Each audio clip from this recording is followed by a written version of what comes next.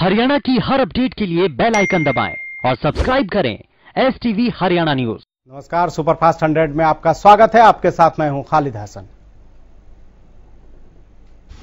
फरीदाबाद के निकिता तोमर हत्याकांड में फरीदाबाद के फास्ट ट्रैक कोर्ट ने दोनों दोषियों को तौसीफ और रेहान को उम्र कैद की सजा सुनाई। कोर्ट ने इस मामले में तौसीफ रेहान को दोषी करार दिया था। दोनों दोषियों की सजा पर शुक्रवार कोर्ट में बहस हुई, जिसके बाद अब सजा का ऐलान किया गया। तौसीफ और रेहान को उम्र कैद की सजा सुनाई गई। बता दें कि शुक्रवार को सुबह ही तौसीफ रेहान को फरीदाबाद की कोर्ट में लाया गया, जिसके बाद सजा पर बहस पूरी हुई। फरीदाबाद कोर्ट ने शुक्रवार दोपहर सजा का ऐलान किया। इसके साथ ही 20-20 हजार रुपए का जुर्माना भी दोनों पर लगाया गया है। अदालत ने तौसीफ और रेहान को 24 मार्च को दोषी करार दिया था। गौरतलब है कि 26 अक्टूबर 2020 को फरीदाबाद के बल्लभगढ़ में निकिता तोमर की कॉलेज के बाहर गोली मारकर हत्या कर दी गई थी। वहीं इस मामले में 55 गवाह पेश किए गए थे, जिसमें 2 बचाव पक्ष की तरफ से थे। इससे सहयोगी कहेंगे कि हत्याकांड से ठीक 5 महीने बाद दोनों हत्यारों को सजा सुनाई गई। 26 अक्टूबर 2020 को निकिता की हत्या की गई थी। तमाम जांच पड़ताल और सुनवाई के बाद ठीक 5 महीने यानी 26 मार्च को ही सजा सुनाई गई है।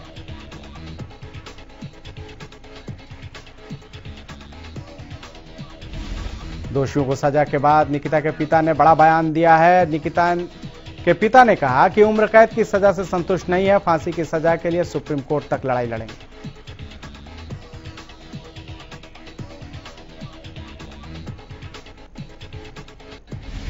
वहीं गृह मंत्री अनिल विज का निकिता हत्याकांड मामले पर बयान सामने आया है। विज ने कहा है कि आरोपियों की फांसी की सजा के लिए हाईकोर्ट में अपील करेंगे। फिलहाल फैसले का अध्ययन कर रहे हैं।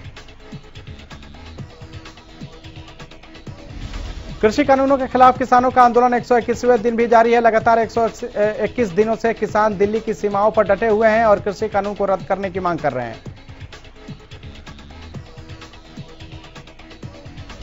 किसानों की ओर से भारत बंद का आह्वान किया गया है। भारत बंद के मद्देनजर टोहाना में सारे रास्ते जाम रहे। वहीं टोहाना का मुख्य बाजार पूरी तरह से बंद रहे।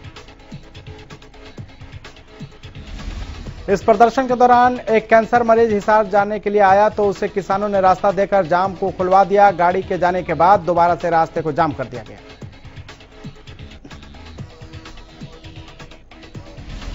इस जाम के दौरान किसानों ने सरकार के खिलाफ नारेबाजी की। किसान नेता महाराज सिंह ने बताया कि कृषि कानूनों के विरोध में भारत बंद का आह्वान किया गया है, जिसके चलते शहर के town park, Ratia road, Chandigarh road को जाम किया गया है।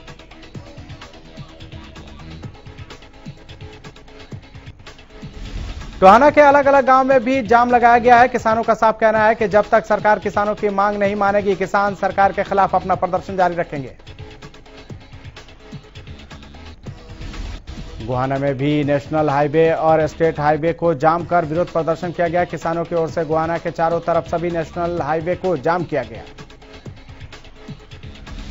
किसानों का कहना है कि हमारी सरकार से मांग है कि सरकार जल्द तीनों कृषि कानून को वापस ले। किसानों का कहना है कि कानून वापस नहीं होने तक किसान किसी भी सूरत में पीछे हटने वाले नहीं हैं।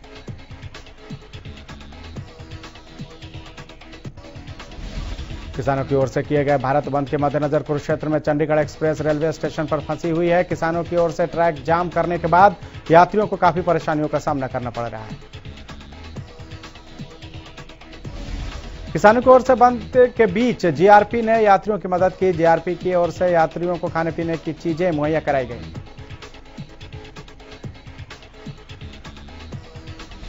रादौर के भुक्का चौक पर किसानों ने सहारनपुर कुरुक्षेत्र हाईवे पूरी तरह से जाम किया। इस दौरान यहां सुरक्षा के मद्देनजर पुलिस भी तैनात की गई है।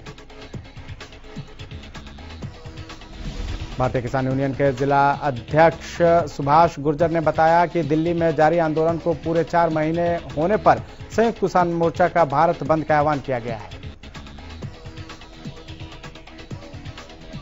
उन्होंने बताया कि पूरे जिले में 8 जगह सड़क मार्ग को जाम किया गया है, जबकि 1 जगह रेल मार्ग को जाम किया गया है। भारतीय किसान यूनियन के जिला अध्यक्ष ने कहा कि किसानों की ओर से शांतिप्रिय तरीके से भारत बंद किया गया है। पंचकुला में भी भारत बंद का असर देखने को मिला है। किसानों की ओर से पंचकुला शिमला नेशनल हाईवे को बंद किया गया। इस दौरान पुलिस बल भी तैनात दिखा। पंचकुला में चंडी मंदिर टोल प्लाजा पर किसानों की ओर से जाम लगाया गया। नेशनल हाईवे 1 स्थित चंडी मंदिर टोल प्लाजा पर भारत बंद का खासा असर देखने को मिला। भिवानी में भी भारत बंद का मिला जुला असर देखने को मिला। भिवानी के कई ग्रामीण क्षेत्रों में ग्रामीणों ने सड़क मार्ग पर जाम किया, वहीं कई जगहों पर रेलवे भी बाधित किया गया।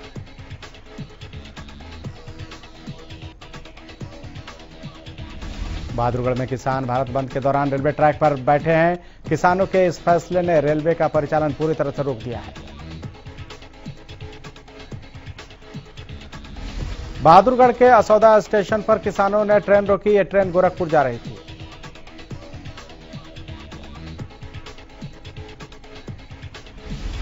एक तरफ जहां प्रदेश भर में किसानों की ओर से भारत बंद की तस्वीरें सामने आ रही हैं, वहीं बहादुरगढ़ के बाजार में किसानों की ओर से किए गए भारत बंद का असर देखने को नहीं मिल रहा है। बहादुरगढ़ में बाजार हर दिन की तरह सामान्य तौर पर खुले नजर आ रहे हैं, वहीं होली के मौके पर बाजारों में भीड़ भी देखने को मिल रही है।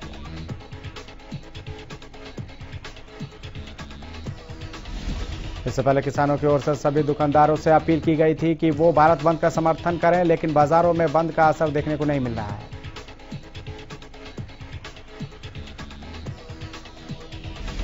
सोनीपत में भी भारत बंद का असर देखने को नहीं मिला। सोनीपत में हर दिन की तरह बाजार सामान्य तौर पर खुले हुए नजर आए। सोनीपत में किसान जहां मुख्य मार्ग पर जमा करने के लिए सुबह से जुटे हुए नजर आए, वहीं बाजारों में भारत बंद का कोई असर देखने को नहीं मिला। भारत बंद का असर फतेहाबाद में भी देखने को नहीं मिला है। यहां भी किसान सुबह 6 बजे से रास्ते जाम कर बैठे हैं। किसानों ने सड़क पार करने के लिए सड़क पर ट्रैक्टर ट्रॉलियां खड़ी कर रखी है, जिससे कोई भी वाहन वहां से न गुजर सके।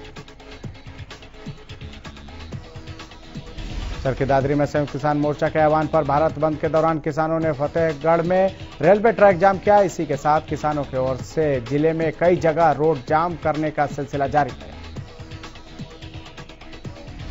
गोहाना में भी संयुक्त किसान मोर्चा के आह्वान पर आज बंद किया गया है। गोहाना में भी भारत बंद का असर देखने को मिला है। गोहाना के गांव मुंडलाना में रोहतक पानीपत हाईवे को किसानों ने पूरी तरह से जाम किया।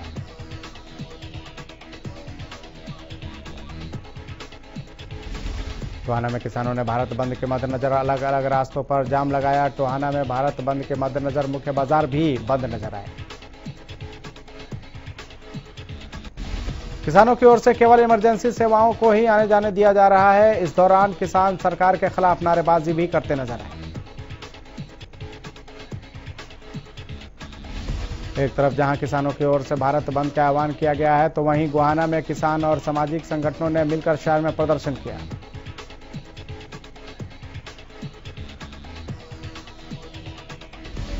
इस दौरान दुकानदारों से बंद में समर्थन करने की अपील की गई। किसान नेताओं ने कहा कि 3 कृषि कानून को लेकर जिस तरह से किसान 4 महीने से आंदोलन कर रहे हैं, वहीं केंद्र की घमंडी सरकार किसानों की मांगे मानने की जगह पूंजीपतियों को लाभ पहुंचा रही है। भारत बंद के मद्देनजर किसानों ने केएमपी एक्सप्रेसवे हाईवे पर जाम किया। संयुक्त किसान मोर्चा के आह्वान पर भारत बंद को सफल बनाने के लिए किसान केएमपी पर पहुंचे और जाम लगाया। इस दौरान सैकड़ों की संख्या में किसान की केएमपी पर बैठ गए और वाहनों का आवागमन रोक दिया। किसानों की ओर से जाम लगाए जाने के बाद हाईवे पर लंबा जाम लग गया।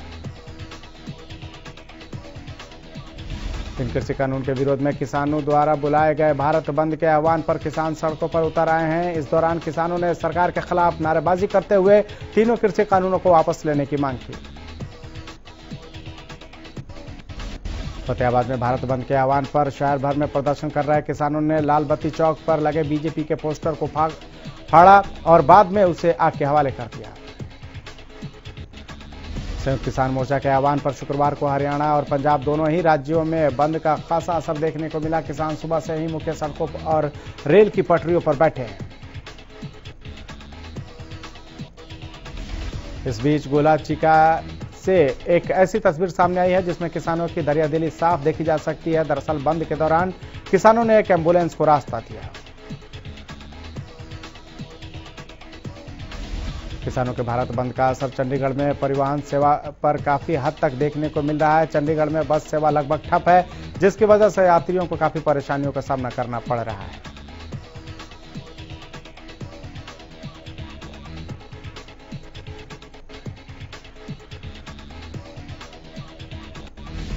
करनाल में किसान संगठनों से जुड़े सैकड़ों किसानों ने 9 पॉइंट पर स्टेट हाईवे को जाम कर सरकार के खिलाफ अपना रोष व्यक्त किया। संयुक्त किसान मोर्चा के आह्वान पर करनाल जिले में भी सुबह 9 बजे से किसानों ने सड़कों को जाम कर अपना रोष जताया।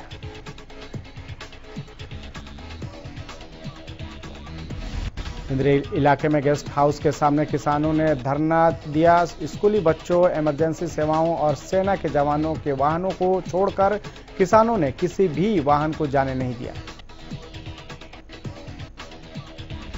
धरने पर बैठे किसानों ने कहा कि जब तक सरकार तीनों कृषि कानून वापस नहीं लेती, तब तक संयुक्त किसान मोर्चा जिस तरह का आह्वान करेगा, वैसे वैसे आंदोलन को और तेज किया जाएगा। महम में किसानों की ओर से किया गया भारत बंद का असर देखने को मिला। इस दौरान किसानों ने सरकार के खिलाफ नारेबाजी की। किसानों ने मुख्यमंत्री मनोहर लाल के पैतृक गांव निंदाना में जाम लगाकर प्रदर्शन किया। किसानों ने कहा कि जब तक लगभग 300 किसानों ने शहादत दी है और किसान बॉर्डर पर डटे हुए हैं, लेकिन सरकार टस से मस नहीं हो रही है।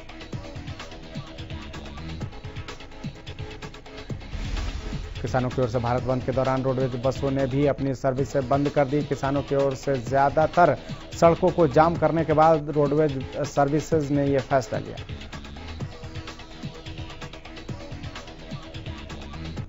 इस दौरान यात्रियों को काफी परेशानियों का सामना करना पड़ा। दिल्ली से चलकर यमुनानगर जाने वाले यात्रियों को घंटों बस स्टैंड पर बैठकर बसों का इंतजार करते हुए देखा गया। चरखी दादरी में भारत बंद का असर देखने को मिला। किसान भिवानी रेवाड़ी रेलवे ट्रैक पर बैठे नजर आए। संयुक्त किसान मोर्चा के आह्वान पर किसानों ने भारत बंद किया।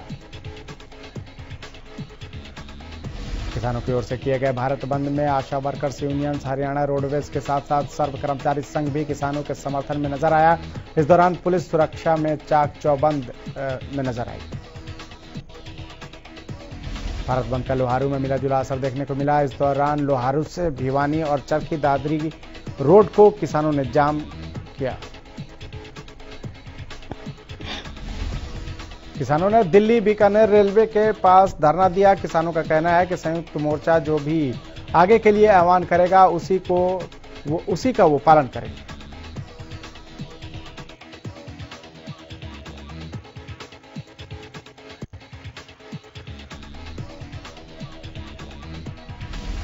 पत्रकारों से बातचीत करते हुए महाराजा सदानंद सरस्वती ने बताया कि संयुक्त मोर्चा के आह्वान पर भारत बंद लोहारू में सफल रहा और हमने रेलवे ट्रैक, सड़क और बाजार बंद किए। कृषि कानूनों के विरोध में किसानों का आंदोलन लगातार जारी है। अंबाला के शंभू टोल प्लाजा पर हजारों की संख्या में किसान इकट्ठा हुए।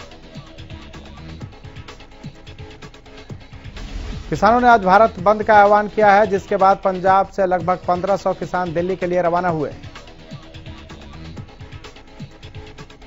अंबाला जिला उप प्रधान गुलाब सिंह की अध्यक्षता में किसानों का जोरदार स्वागत किया गया। किसानों के लिए टोल प्लाजा पर चाय पानी का भी इंतजाम किया गया।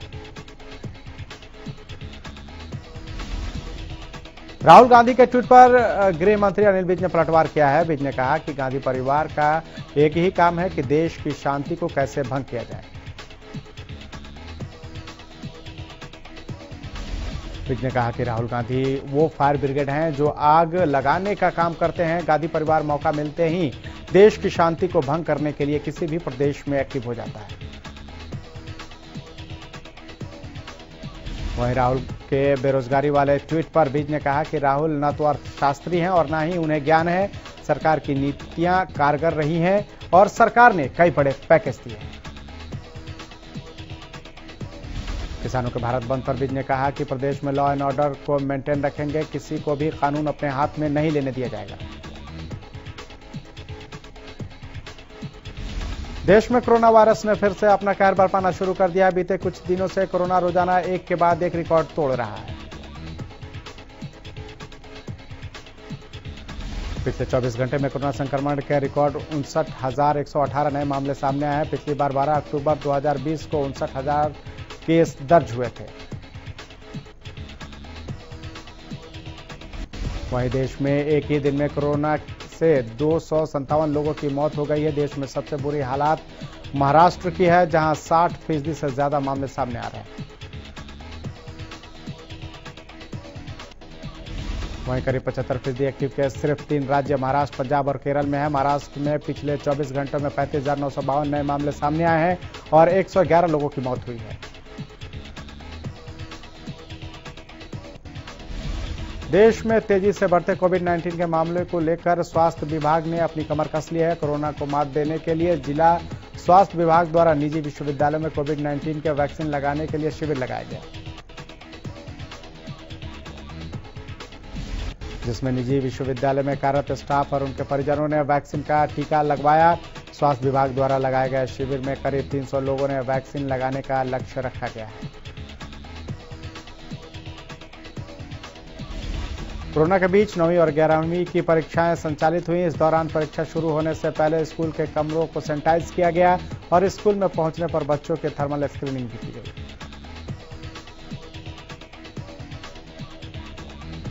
वहीं परीक्षा के दौरान सोशल डिस्टेंसिंग का खास ख्याल रखा गया है। इस दौरान बच्चों को 6-6 फीट की दूरी पर बिठाया गया और मास्क भी अनिवार्य किया गया।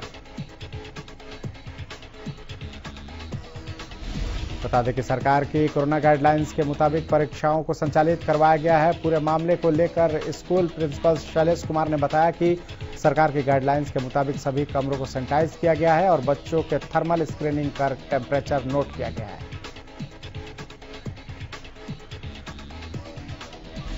हरियाणा विद्यालय शिक्षा बोर्ड से जुड़े प्रदेश के सभी स्कूलों की 9वीं और 11वीं क्लास की परीक्षाएं शुक्रवार से शुरू हो गई हैं।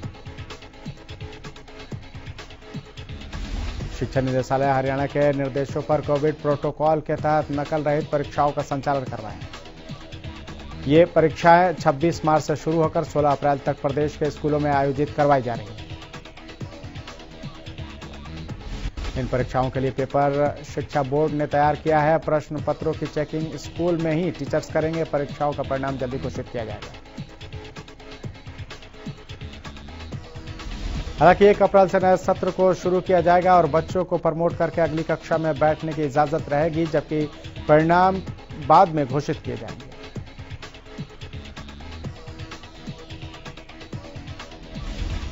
राष्ट्रीय पावर लिफ्टिंग के 63 किलो भार वर्ग में मंजू रानी ने गोल्ड मेडल जीता है। भिवानी जिले के गांव भाखड़ा की निवासी मंजू रानी ने 185 किलो वजन उठाकर गोल्ड मेडल जीतने के साथ ही नेशनल रिकॉर्ड भी बनाया है। गोल्ड मेडल जीतकर वापस भिवानी पहुंचने के बाद मंजू रानी का भीम स्टेडियम में जोरदार स्वागत किया गया। अब वो कर्नाटक में होने वाली सीनियर नेशनल में गोल्ड जीतने के लिए तैयारी कर रही हैं।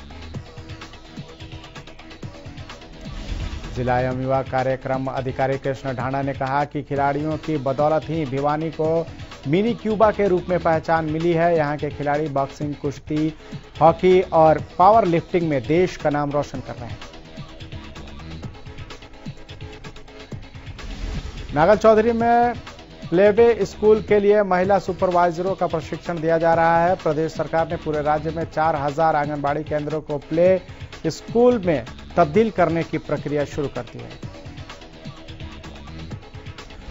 इसी कड़ी में सरकार ने पहले चरण में कुल 1135 आंगनबाड़ी केंद्रों को प्ले स्कूल बनाने का निर्णय लिया है। जिले में कुल 50 आंगनबाड़ी केंद्रों को प्ले स्कूल बनाया गया है। फरीदाबाद में बल्लभगढ़ नगर निगम के कर्मचारियों ने 2 घंटे की सांकेतिक हड़ताल की है। नगर निगम के कर्मचारियों का कहना है कि वेतन नहीं मिलने के कारण उन्होंने 2 घंटे की सांकेतिक हड़ताल की।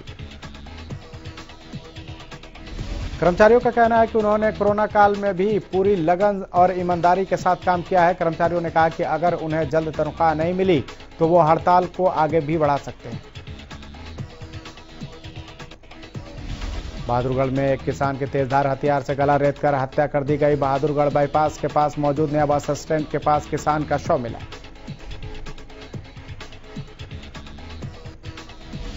मृतक हाकम सिंह पंजाब के भटिंडा का रहने वाला बताया जा रहा है। फिलहाल पुलिस ने मृतक के शव को पोस्टमार्टम के लिए भेजकर मामले की जांच शुरू कर दी है। इस मामले में अभी तक हत्या के कारणों और आरोपियों की पहचान नहीं हो पाई है। राष्ट्रपति रामनाथ कोविंद की शुक्रवार को तबीयत बिगड़ गई। सीने में दर्द की शिकायत के बाद उन्हें दिल्ली स्थित आर्मी अस्पताल ले जाया गया। यहां पर राष्ट्रपति रामनाथ कोविंद का रूटीन चेकअप हुआ और वो फिलहाल डॉक्टरों की निगरानी में। आर्मी हॉस्पिटल की ओर से राष्ट्रपति रामनाथ कोविंद के स्वास्थ्य को लेकर मेडिकल बुलेटिन जारी कर जानकारी दी गई है। बांग्लादेश अपनी आजादी के 50 साल पूरे होने पर जश्न मना रहा है। इस जश्न में शामिल होने के लिए प्रधानमंत्री नरेंद्र मोदी भी ढाका पहुंच चुके हैं। अपने 2 दिवसीय दौरे पर पीएम नरेंद्र मोदी कई कार्यक्रमों में हिस्सा लेंगे। शुक्रवार को पीएम मोदी ने बांग्लादेश में कई क्षेत्रों के लोगों से मुलाकात की। इनमें बांग्लादेश के स्टार क्रिकेटर साकिबुल हसन भी शामिल रहे। अमेरिकी राष्ट्रपति जो बाइडेन ने अपने पहले औपचारिक प्रेस कॉन्फ्रेंस में कहा कि उनकी योजना 2024 में दोबारा चुनाव कराने की है। चीन के मुद्दे पर बाइडेन ने कहा कि हमारा इरादा लड़ाई का नहीं, बल्कि हमें पता है कि चीन से कड़ा मुकाबला होगा। अमेरिका की दवा कंपनी फाइजर इंक और जर्मन पार्टनर बायोटेक एसआई ने 12 साल से कम उम्र के बच्चों में कोविड-19 वैक्सीन का परीक्षण शुरू किया। सरकारी तेल कंपनियों की ओर से शुक्रवार को भी पेट्रोल और डीजल की कीमतों में कोई वृद्धि नहीं की गई। दिल्ली में पेट्रोल का दाम 90 रुपये 78 पैसे, जबकि डीजल का दाम 81 रुपये 10 पैसे प्रति लीटर है। सोने की कीमतों में मामूली तेजी आई है, लेकिन चांदी की कीमत में गिरावट दर्ज की गई है। बढ़ते सोना जो है वो 44,347 रुपये प्रति 10 ग्राम पर पहुंच गया है। आईसीआईसी बैंक के पूर्व सीईओ चंदा कोचर के पति दीपक कोचर को बॉम्बे हाईकोर्ट ने जमानत दे दी है। ये मामला ICICI bank Videocon money laundering का है।